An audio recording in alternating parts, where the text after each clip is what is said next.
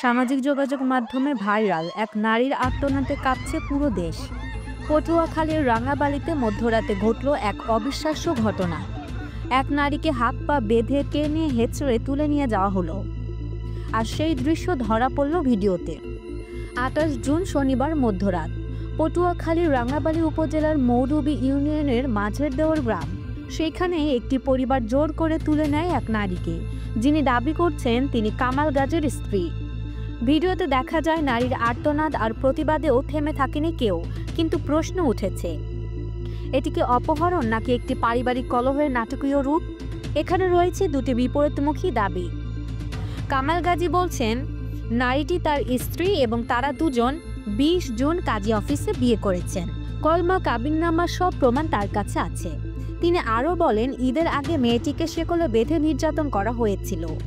অন্যদিকে নারীর বাবা বলছেন কামাল মেয়েটিকে ভুল বুঝিয়ে বিয়ে করেছে, তাদের সম্মতি ছিল না, তাই মেয়েকে জোর করে ফেরত আনা হয়েছে।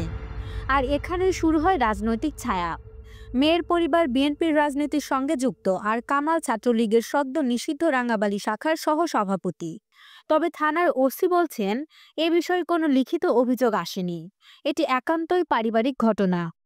পটুয়াখালী জেলা পুলিশ জানায় ঘটনার ভিডিও ফেসবুকে অতিরঞ্জিতভাবে ছড়ানো হয়েছে।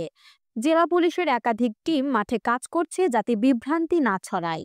অতিরিক্ত পুলিশ সুপার মোহাম্মদ সাজিদুল ইসলাম সজলের স্বাক্ষরিত প্রেস বিজ্ঞপ্তিতে বলা হয়, কেউ যেন উদ্দেশ্যপ্রণোদিতভাবে সত্যকে আড়াল করে ভিন্ন খাতে প্রভাবিত করতে না পারে সেই বিষয়ে নজরদারি বাড়ানো হয়েছে।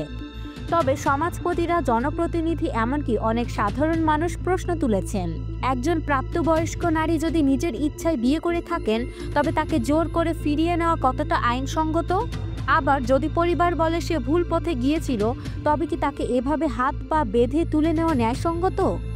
এটা কি শুধু পারিবারিক টানাপোড়েন, নাকি রাজনৈতিক দ্বন্দ্বের প্রতিফলন, নাকি নারীর মতামতকে অগ্রাহ্য করার এক নিষ্ঠুর প্রতিচ্ছবি? এই ঘটনাটি শুধু একটি ভিডিও নয়, এটি নারীর অধিকার, পারিবারিক সম্মান এবং রাজনৈতিক দ্বন্দ্বের সংঘাতে গড়ে ওঠা বাস্তবতার আয়না। আপনাদের মতামত কি? এটি কি জোরপূর্বক অপহরণ, নাকি পারিবারিক ভুল বোঝাবুঝির ইতি? কমেন্টে জানাতে ভুলবেন না। ভিডিওটি শেয়ার করুন যাতে সবাই জানে ঘটনার আসল চিত্র। আর হ্যাঁ, নতুন আপডেট পেতে সাবস্ক্রাইব করুন দৈনিক শিল্প বাংলা ইউটিউব চ্যানেল। সত্যের পাশে থাকুন, গুজব নয়, যুক্তি দিন। থাকুন শিল্প বাংলার সাথেই। দেখুন দেশের প্রতিচ্ছবি শিল্প বাংলার চোখে।